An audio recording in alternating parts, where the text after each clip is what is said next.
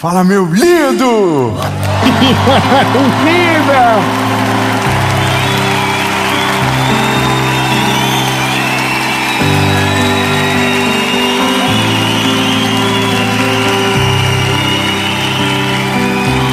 Olha, aleluia! Eu quero que você caminhe comigo a partir de agora. Esse é o Mentoria de Vida e eu quero falar com você sobre guerra na mente, sobre coisas que destroem o nosso futuro sem que a gente consiga perceber o que está acontecendo, simplesmente porque nós não conseguimos ver, e se não conseguimos ver, então é um lugar extremamente perigoso. A nossa mente, ela conta histórias para nós que não são verdades e nos colocam de maneira fixa em realidades que nos afastam de Jesus, a ponto de deixarmos de crer, a ponto de perdermos as esperanças e de ficarmos amargos com a vida. Tudo aqui, nem sempre fora, sempre dentro. Eu quero que você entenda o que eu disse na primeira vez no Mentoria de Vida, que nós não somos mais um canal de YouTube, nós somos uma comunidade. Eu estou doando a minha vida, gastando a minha vida para poder servir a minha geração, e eu quero que você seja parte dessas pessoas. Nós crescemos juntos, amadurecemos juntos, e eu quero que a nossa caminhada seja cada vez mais sólida. Eu quero te convidar para fazer parte da nossa comunidade. Aqui na descrição do vídeo tem um link, é só você entrar na nossa comunidade, que lá você vai receber sempre a nossa mentoria de vida, os nossos conteúdos do YouTube, para poder servir você ainda mais, amadurecermos juntos, sermos um grupo que, quando começarmos a orar por um propósito, vamos estremecer a nossa nação. Eu creio nisso. Eu creio num exército de influência.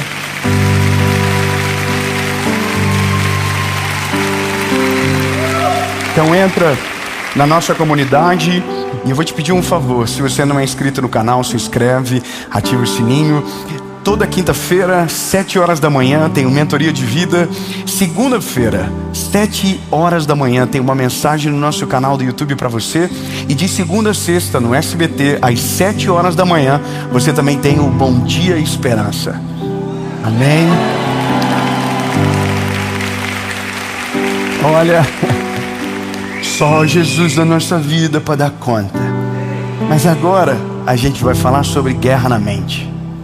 A sua Bíblia, se você puder, abra ela. 2 Coríntios, capítulo de número 10, versículo de número 4, diz o seguinte: porque as armas da nossa milícia não são carnais, mas poderosas em Deus para a destruição das fortalezas, destruindo imaginações. Engraçado, porque quando o texto começa, me parece que a gente está olhando para fora. É a guerra com alguém de fora. Mas aqui o texto muda o alvo da guerra. E o alvo da guerra não é nenhum outro. O alvo da guerra é a própria mente nossa. Então olha que coisa. Destruindo imaginações e toda a altivez que se exalta contra o conhecimento de Deus, e levando cativo todo o pensamento à obediência de Cristo. Eu quero que você divida isso em 3 pontos. Olha, eu vou ler de maneira pausada. Destruindo imaginações. O que é imaginação? Imaginação é uma projeção de futuro que nós fazemos. Então a Bíblia está dizendo que essa nossa guerra, ela é para destruir imaginações, não é sonhos. É imaginações, projeção de futuro que a nossa mente faz, baseada na nossa realidade presente. Ok? Então eu vou ler de novo. Porque as armas da nossa milícia não são carnais, mas poderosas em Deus para a destruição das fortalezas. Onde que estão as fortalezas? Na mente. Então você destrói as fortalezas, o que você vai encontrar? Imaginações. E toda a altivez que se exalta contra o conhecimento de Deus. O que é altivez? Altivez é orgulho. Você sabe qual que é a coisa mais perigosa de alguém que vive milagres? O orgulho. Você sabe qual que é o maior inimigo de quem prospera? O orgulho. Você sabe qual que é o maior inimigo de alguém que dá muito certo na vida? O orgulho. Porque quando nós começamos a pensar que o que somos é porque nós conseguimos, força do braço, porque nós merecemos, então o nosso coração se torna altivo e a nossa mente começa a acreditar que a gente não precisa mais de ajuda. E aqui começa a destruição. A Bíblia já diz que o orgulho precede a ruína. E quem escreveu isso foi quem exatamente viveu. Por conta do orgulho, começou a sua própria destruição. Mas daí por último, o que a Bíblia vai dizer é: levando cativo todo pensamento e obediência a Cristo. Ele está dizendo o seguinte: olha, você precisa entender que a sua mente, então, não é qualquer objeto de uso para o seu corpo físico e para a sua história. É exatamente nesse lugar que repousa toda a sua trajetória e a sua decisão. A Bíblia vai dizer: sobre tudo que se deve guardar, guarde o vosso coração. Só que o coração, que a Bíblia está dizendo aqui, é a mente. Porque coração não pensa, coração não constrói imaginação. O que constrói imaginação é a nossa mente. Então a Bíblia está dizendo, em outras palavras, sobre tudo que se deve guardar, guarde a vossa mente, porque dela procedem as saídas da vida. Então o que a gente entende? Olha, se tudo sai daqui, se essa fonte estiver contaminada, o que vai sair daqui vai sair contaminado. Correto? Eu estava vendo um vídeo hoje, por um acaso, hoje, briga de trânsito. O meu algoritmo é meio estranho. De vez em quando meu algoritmo ele entra numa paranoia. Eu não sei se ele quer me seduzir a entrar por outro caminho. Eu não sei de fato o que acontece, mas ele vira um mix de gente estranha, com um acidente, briga de trânsito e... deixa pra lá. Tá bom, vou manter aqui a descrição. Minha esposa já falou: para de ser fofoqueiro, você fala demais. Tem mais fofoqueiro do que eu aqui. olha que coisa. Eu vi uma briga de trânsito, e nada é mais idiota do que uma briga de trânsito. E eu vi uma coisa que eu fiquei perplexo: um homem com uma criança dentro do carro, e um senhor de idade começou a perseguir ele. E o homem parava o carro, baixava o vidro e falava: vamos na mão nós dois, vamos na mão nós dois. E o cara que estava dirigindo falou assim: rapaz, eu tô com a minha filha aqui, tu é doido, não sei o que. E ele cortava a frente e disse: vamos, não sei o que, pá. E eu, meu Deus, eu não consigo sair do vídeo, porque eu sou curioso. Aí o cara falou assim: você tá com nível de testosterona muito alto, meu irmão, você é um machão, né, não sei o que. E a filha começou a chorar, dizendo: não, pai, para, pelo amor de Deus, vai embora, pai, vai embora. E aí eu começo a olhar para o ser humano e começo a ver: meu Deus, quando foi que a gente desligou o disjuntor a esse ponto? De colocar a vida dos outros em perigo, de ignorar que tem uma criança dentro do carro, de tentar resolver dessa maneira. A gente evoluiu quantos anos na vida para de repente voltar a ser gente imbecil desse ponto? Eu me lembro uma vez que eu estava vendo minha esposa. Eu sempre fui muito medroso para briga. Eu detesto briga, gosto de ver, mas entrar eu não gosto. Eu tenho medo de briga. Eu acho que eu não daria conta. Eu só briguei uma vez na vida. Mas eu me lembro de uma vez que estava eu e minha esposa, e a gente estava no carro, e nós tínhamos uma Saveiro 92 branquinha. Ela era, detalhes desnecessários, ela era podre no meio da cabine. Se colocasse uma carga, ela fazia assim, prá. Só um detalhe. E a gente estava indo para a casa dos meus pais, e parou um carro na minha frente. Eu vi assim, ó, bip, bip. Sabe aquela buzininha de advertência para a pessoa sair da frente? Irmão, desceu 2 brutamontes de dentro do carro. Eu, automaticamente, o que eu fiz? Eu não sou louco, não sou nada, irmão. Dei a ré e fui saindo. Pô, eu vou morrer do nada indo para a casa da minha mãe porque eu apertei a buzina. Bip. Então eu começo a perceber que alguma coisa está errado. E aí eu vou de um extremo a outro. Eu vou de um extremo a outro quando eu olho para alguém que desonra o pai.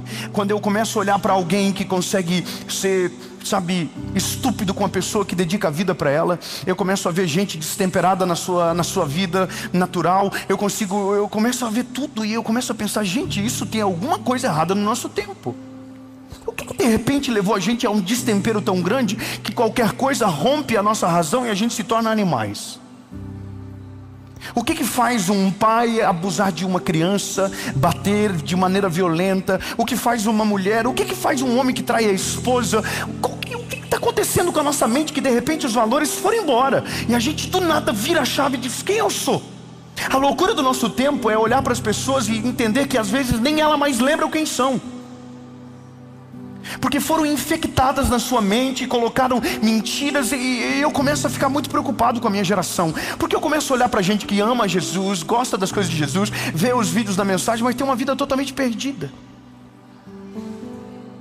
Que loucura é essa que a gente está vivendo? Que eu sei o que precisa ser feito, mas ignoro, coloco uma barreira, uma fortaleza na minha mente que diz, não, eu fazer não dá nada, eu posso continuar vivendo do jeito que eu quero, que está tudo certo. Sabe o que é isso? Não adianta ter toda a ciência do mundo se tiver uma fortaleza protegendo a nossa tomada de decisão.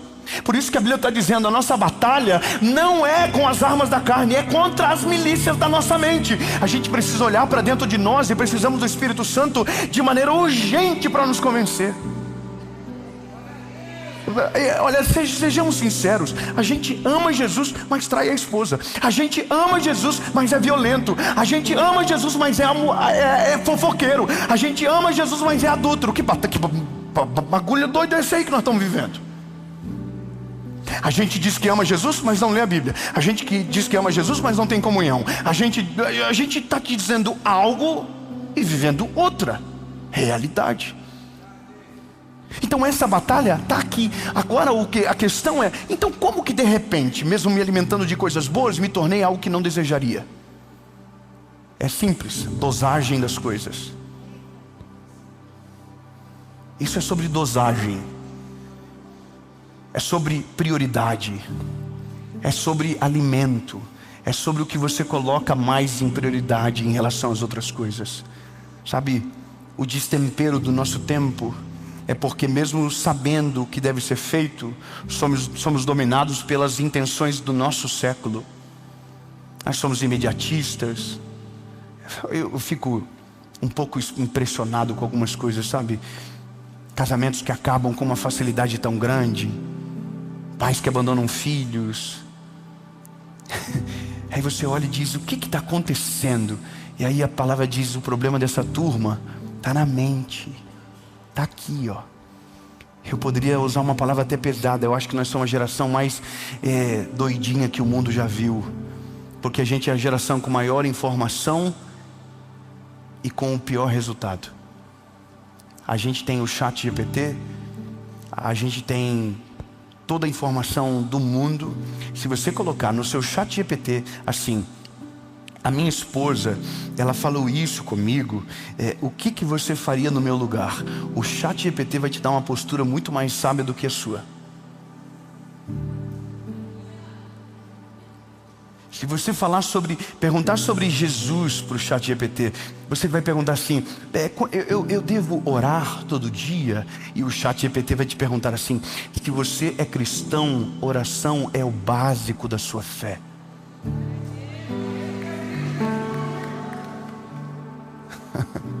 Se você perguntar assim, eu sou cristão, eu devo falar palavrão? Aí o ChatGPT vai dizer assim, com toda certeza não, porque é completamente contra os ensinamentos de Jesus. A nossa boca é como uma fonte que não sai 2 tipos de água. Da nossa fonte, da nossa boca só deve jorrar água doce. É o ChatGPT. Mas por que a gente então, mesmo sabendo o óbvio, escolhe o torpe? É simples, porque a nossa mente já está dominada. Nossa mente já está sitiada. E aqui começa o problema que a gente precisa resolver. Na nossa mente já tem muitas vozes que foram plantadas. Muitos padrões. Eu seja sincero, você acha mesmo que dá para ser amigo de ex? Então eu não tô doente então, né? Não, eu não tô achando assim. Não, eu vou terminar com a minha esposa. Ai, minha melhor amiga. Não, eu vou morrer, não quero ver mais. Ai, maturidade. Não, irmão, isso não é maturidade. Isso é uma mentira que estão contando pra gente que está com um casamento pelo um fio, para dizer eu também vou divorciar e vai dar tudo certo. O sangue de Jesus tem poder, meu lindo. Não existe isso. Não existe. Se você tomou uma decisão lá atrás, não adianta tentar criar pequenas decisões para mudar aquilo que você está fazendo errado. Não, mas agora não tem como dar certo aquilo que começa errado, meu lindo. É só um desabafo meu mesmo. Mas é só porque a gente está com tanta mentira colocado dentro da nossa cabeça que a gente está começando a achar que dá para fazer assim. Ai não, eu vou ser meu amigo.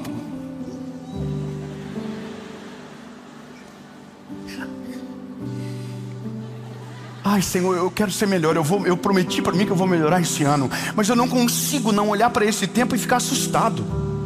Pergunta para o seu filho: ô filho, o que você acha do pai separar da mãe? Mas o pai e a mãe prometem, nós vamos continuar amigos. O teu filho vai dizer assim: mãe, não quero vocês amigos, eu quero vocês junto na nossa casa, lutando pela nossa família, passando por cima do orgulho, sabe, levantando a cabeça, vivendo. Eu quero que vocês fiquem juntos. Então, é só porque estão colocando mentiras na nossa cabeça, lindo. Como que a gente vence isso? Tira essas vozes de uma vez. Dá um reset na mente. Eu me lembro da época da faculdade que nós tivemos uma aula sobre os elementos da comunicação. Os elementos da comunicação são emissor, receptor, mensagem, código. Tá, vou melhorar. O emissor é o que fala, receptor é o que recebe, mensagem é o assunto, código é o idioma. Todos compreenderam? Então nós temos como servos de Jesus um emissor principal. A voz dele precisa ser a principal dentro de nós. Qual é o nome dele? Jesus. Vamos de novo, porque tudo que é ensaiado fica melhor. Qual é o nome dele? Uau. Então se ele é o emissor, a gente é o receptor. Quem é o receptor? Nós. Emissor, receptor. Então ele vai se comunicar conosco através de uma mensagem, nos enviará uma mensagem. A mensagem de Jesus, ela vem palavra. Tudo que está fora da palavra rejeita. Tudo que tentarem acrescentar aqui rejeita. Deus cumpre e vela pela sua palavra. Não dá para atualizar, não dá para dar upgrade, não dá para dar upsell. Tudo que a gente precisa na vida já foi escrito, está programado, e se você cumprir, não tem como dar errado. Ponto. Está tudo aqui. Palavra de Deus é a palavra de Deus e ponto. Agora, o código é o idioma que Deus se manifesta. E o código que Deus se manifesta é o da santidade. Deus é santo. Então não adianta achar que você vai ter uma vida totalmente perdida e vai ouvir Deus em todo lugar. Ai, porque Deus falou comigo. Sério? A vida toda perdida. Não, Deus fala comigo direto. Sério? Ai, porque Deus, olha, Deus fala comigo. Eu tava na boate. Sério? Caraca, mano. Irmão, eu não acredito que Deus não possa falar, mas tenho uma dificuldade de acreditar que Deus fala sempre. Às vezes é só a voz da nossa cabecinha nos enganando, dizendo: vai, de boa, faça tudo o que você quiser, assinado.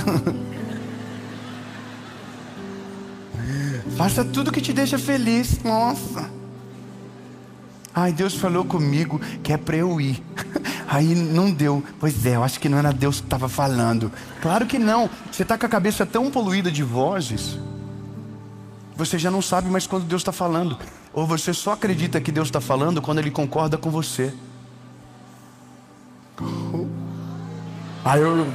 Isso aqui eu vou ter que falar de novo. Sabe qual é o nosso problema? A gente quer ouvir a voz de Deus. A gente só não quer que Deus dê a opinião dele. A gente quer que a opinião de Deus seja igual à nossa. Se Deus falar o que a gente quer ouvir, a gente vai dizer: uau! Deus falou comigo. Mas se Deus falar aquilo que a gente não quer ouvir, a gente vai ficar chateado, vai dizer que isso é coisa da cabeça, que não é Deus que está falando. Porque o que mais a gente quer não é a vontade de Deus expressa na sua voz, mas é a nossa opinião expressa na palavra dele. E isso a gente não vai encontrar, porque se a nossa vontade ela é totalmente contaminada pelos desejos do nosso tempo, a vontade de Deus é boa, perfeita e agradável. Ela é completamente diferente às vezes dos nossos anseios, mas diferente dos nossos anseios que às vezes nos levam para a perdição, a vontade dele nos dá a vida eterna.